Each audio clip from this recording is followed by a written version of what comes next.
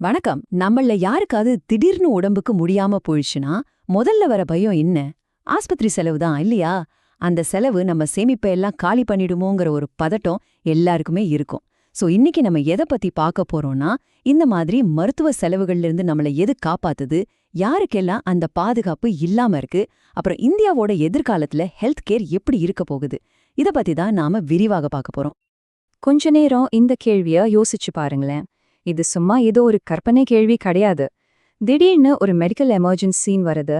பல வருஷமா நீங்க கஷ்டப்பட்டு சேர்த்து வச்ச பணம் ஒரே நாள்ல காணாம போயிரும். ஒரு குடும்பத்தையே கடனாளி ஆக்கிரும்.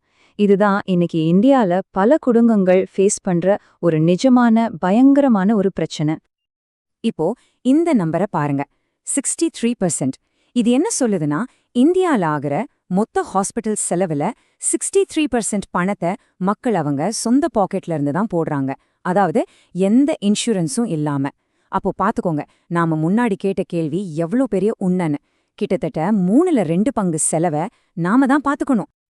சரி, இந்த முழு பிரச்சனையும் நாம ஸ்டெப் பை ஸ்டெப்பா புரிஞ்சுக்கலாம். முதல்ல இந்தியாவோட ஹெல்த் கேர் ஷாக் பத்தி பாப்போம். அப்புறம் அரசாங்கத்தோட ஆயுஷ்மான் பாரத் திட்டம், அதுல இருக்கிற மிஸ்ஸிங் மிடில் கேப், அப்புறம் பிரைவேட் இன்சூரன்ஸ் எப்படி வளர்ந்துட்டு வருதுன்னு பார்க்கலாம். கடைசியா 2047க்கு இந்தியாவோட இலக்கு என்னன்னு பார்த்து முடிப்போம். வாங்க உள்ள போலாம். முதல் செக்ஷன், இந்தியாவோட ஹெல்த் கேர் ஷாக் அப்படின்னா என்ன? ஒரு சாதாரண இந்திய குடும்பத்துக்கு திடீர்னு வர்ற ஒரு ஆஸ்பத்திரி செலவு எவ்வளோ பெரிய நிதி நெருக்கடியை ஏற்படுத்துதுன்னு முதல்ல பார்க்கலாம். இது வெறும் பணம் சம்பந்தப்பட்ட விஷயம் மட்டும் இல்ல, இது வறுமைக்கே ஒரு முக்கியமான காரணமா இருக்கு. யோசிச்சு பாருங்க, ஒவ்வொரு வருஷமும் இந்தியால 7% மக்கள், அதாவது கோடிக்கணக்கான பேரு அவங்க குடும்பத்தை காப்பாத்துறதுக்காக பண்ற மருத்துவ செலவுனாலேயே வறுமைக்கு தள்ளப்படுறாங்க. இதனால அவங்க குழந்தைங்களோட படிப்பு, எதிர்காலம்னு எல்லாமே பாதிக்கப்படுது. இந்த பெரிய பிரச்சனைக்கு ஒரு தீர்வா அரசாங்கம் ஒரு மிகப்பெரிய திட்டத்தை கொண்டு வந்திருக்கு. அதுதான் ஆயுஷ்மான் பாரத். இது உண்மையிலேயே ரொம்ப கஷ்டப்படுற மக்களுக்கான ஒரு பாதுகாப்பு வலைன்னு சொல்லலாம். அப்போ என்னது இந்த ஆயுஷ்மான் பாரத்? இது PMJAY, அதாவது பிரதான மந்திரி ஜன் ஆரோக்கிய யோஜனான்னும் சொல்லுவாங்க. சிம்பிளா சொல்லணும்னா, உலகத்திலேயே அரசாங்கம் நடத்துற மிகப்பெரிய ஹெல்த் இன்சூரன்ஸ் ஸ்கீம் இதுதான். இதோட ஒரே நோக்கம் கோடிக்கணக்கான ஏழை இந்திய குடும்பங்களுக்கு நல்ல மருத்துவ சிகிச்சையை இலவசமா கொடுக்கறது தான். இந்த திட்டத்தோட நன்மைகள் உண்மையிலேயே ரொம்ப பவர்ஃபுல். ஒரு குடும்பத்துக்கு வருஷத்துக்கு 5 லட்சம் ரூபாய் வரைக்கும் கவரேஜ் கிடைக்குது. அதுவும் கேஷ்லெஸ் ட்ரீட்மெண்ட். முன்னாடியே இருக்கிற நோய்களுக்கும் முதல் நாள்ல இருந்தே பாதுகாப்பு உண்டு. வயசு வரம்பே கிடையாது. இதெல்லாம் நினைச்சு பாருங்க, கோடிக்கணக்கான குடும்பங்களுக்கு ஆஸ்பத்திரி செலவு பத்தின பயமே இல்லாம வாழ ஒரு பெரிய நம்பிக்கையை கொடுக்குது இல்லையா? இதுல தகுதி இருக்கான்னு பாக்குறதும் கார்டு வாங்குறதும் இப்ப ரொம்பவே ஈஸி. நீங்க ஆன்லைன்ல அவங்களோட வெப்சைட்டுக்கு போய் உங்க மொபைல் நம்பரை வச்சு நீங்க எலிஜிபிளான்னு செக் பண்ணலாம்.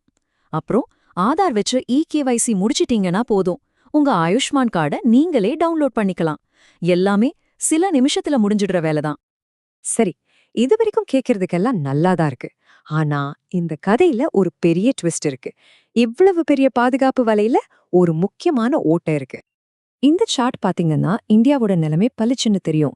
கிட்டத்தட்ட 50% மக்கள், அதாவது ஏழை மக்கள், அரசாங்க திட்டங்கள் மூலமா பாதுகாப்புல இருக்காங்க. இன்னொரு பக்கம் ஒரு 20% பேரு, பெரும்பாலும் சம்பளம் வாங்குறவங்க, பிரைவேட் இன்சூரன்ஸ் வச்சிருக்காங்க. ஆனா இந்த ரெண்டுக்கும் நடுவுல ஒரு பெரிய கேப் இருக்கு பாருங்க. அதுதான் இந்த 30% மக்கள். இவங்களுக்கு எந்த விதமான ஹெல்த் இன்சூரன்ஸும் கிடையாது. இவங்கள தான் நாம மிஸ்ஸிங் மிடில்னு சொல்றோம். 30% அப்படிங்கிறது வெறும் ஒரு நம்பர் இல்ல, அது கிட்டத்தட்ட 40 கோடி இந்திய மக்கள். உங்களுக்கு புரியுற மாதிரி சொல்லணும்னா, அமெரிக்காவோட மொத்த மக்கள் தொகையை விட இது அதிகம். ஆமாங்க, அவ்வளோ இந்தியர்களுக்கு இன்னைக்கு எந்த ஒரு ஹெல்த் இன்சூரன்ஸ் பாதுகாப்பும் இல்ல. அப்போ இந்த 3 குரூப் ஆஃப் பீப்புள் யாரு? முதல் குரூப் அரசாங்கத்தோட PMJAY திட்டத்துல வர்ற ஏழை மக்கள். 2வது குரூப் கம்பெனில வேலை செஞ்சு சம்பளம் வாங்கி இன்சூரன்ஸ் வச்சிருக்கிறவங்க. ஆனா 3வது ரொம்ப சவாலான குரூப் யாருன்னா இந்த மிஸ்ஸிங் மிடில் தான். இவங்கள நீங்க டெய்லி பாப்பீங்க. சுயதொழில் செய்றவங்க, விவசாயிகள், சின்ன கடை வச்சிருக்கிறவங்க, டெலிவரி பாய்ஸ். இவங்க அரசாங்கத்தோட இலவச திட்டத்துக்கு தகுதி பெற முடியாத அளவுக்கு சம்பாதிக்கிறாங்க. ஆனா ஒரு நல்ல பிரைவேட் இன்சூரன்ஸ் வாங்குற அளவுக்கு வசதியும் இல்லாம நடுவுல மாட்டிட்டு இருக்காங்க. இப்போ இந்த மிஸ்ஸிங் மிடில் மக்களோட பிரச்சனைக்கு தீர்வா பிரைவேட் இன்சூரன்ஸ் மார்க்கெட் எப்படி வளர்ந்துட்டு வருது, என்னென்ன புது முயற்சிகள் நடக்குதுன்னு பார்க்கலாம். இந்த பெரிய கேப்பை நிரப்புறதுக்காக பிரைவேட் இன்சூரன்ஸ் செக்டர் ரொம்ப வேகமா வளர்ந்துட்டு வருது. 2024ஆம் வருஷத்துல மட்டும் மக்கள் கட்டின பிரீமியம் 1 ட்ரில்லியன் ரூபாய தாண்டிடுச்சு. இது எதை காட்டுதுன்னா, ஹெல்த் இன்சூரன்ஸோட தேவை எவ்வளவு அதிகம்னு மக்கள் உணர ஆரம்பிச்சிட்டாங்க. இந்த டேபிள கொஞ்சம் பாருங்க. HDFC ஏர்கோ, டாடா AIG மாதிரி பெரிய கம்பெனிங்க எல்லாம் ஆயிரக்கணக்கான ஹாஸ்பிட்டல்ஸ் கூட டைப் வச்சிருக்காங்க. ஆனா இதுல ரொம்ப முக்கியமான விஷயம் என்னன்னா, அவங்களோட கிளைம் செட்டில்மெண்ட் ரேஷியோ. அதாவது நீங்க ஒரு கிளைம் போட்டா அது அப்ரூவ் ஆகுறதுக்கான வாய்ப்பு. பாருங்க, கிட்டத்தட்ட 99% வரை இருக்கு. அப்படின்னா உங்க கிளைம் ரிஜெக்ட் ஆக சான்ஸே இல்லைன்னு சொல்லலாம். இந்த மாதிரி போட்டி இருக்கிறதால நமக்கு நல்ல சர்வீஸும் நம்பிக்கையும் கிடைக்குது. மார்க்கெட் வளருது சரிதான், ஆனா இதெல்லாம் சரியா நடக்குதான்னு பார்க்க ஒரு அமைப்பு வேணும் இல்லையா? அதுதான் IRDAI. இவங்க தான் இந்தியாவோட இன்சூரன்ஸ் ரெகுலேட்டர். இப்போ கஸ்டமர் சர்வீஸ் இன்னும் பெட்டராக்க சில சூப்பரான புது ரூல்ஸ் கொண்டு வந்திருக்காங்க. IRDAயோட நோக்கம் ரொம்ப சிம்பிள் அண்ட் கிளியர். அவங்களோட முழு கவனமும் பாலிசி வச்சிருக்கிற நம்ம மேல தான். ஒரு மெடிக்கல் எமர்ஜென்சி அப்போ கிளைம் ப்ராசஸ்ல லேட் ஆகாம மக்களுக்கு சீக்கிரமா சர்வீஸ் கிடைக்கணும். அதுதான் அவங்களோட ஒரே குறிக்கோள். இந்த புது ரூல்ஸ்னால நமக்கு என்ன நன்மை? இனிமே நீங்க கேஷ்லெஸ் ட்ரீட்மெண்ட்க்கு அப்ளை பண்ணா வெறும் 1 மணி நேரத்துல இன்சூரன்ஸ் கம்பெனி அப்ரூவல் கொடுக்கணும். அதே மாதிரி நீங்க டிஸ்சார்ஜ் ஆகும்போதும் 3 மணி நேரத்துல ஃபைனல் அப்ரூவல் வந்தாகணும். இனிமே ஹாஸ்பிட்டல்ல பில்லுக்காக மணிக்கணக்குல காத்திருக்க வேண்டிய அவசியமே இல்ல. 100% கேஷ்லெஸ் ட்ரீட்மெண்ட்டை சாத்தியமாக்குறது தான் அவங்களோட ஃபைனல் கோல்.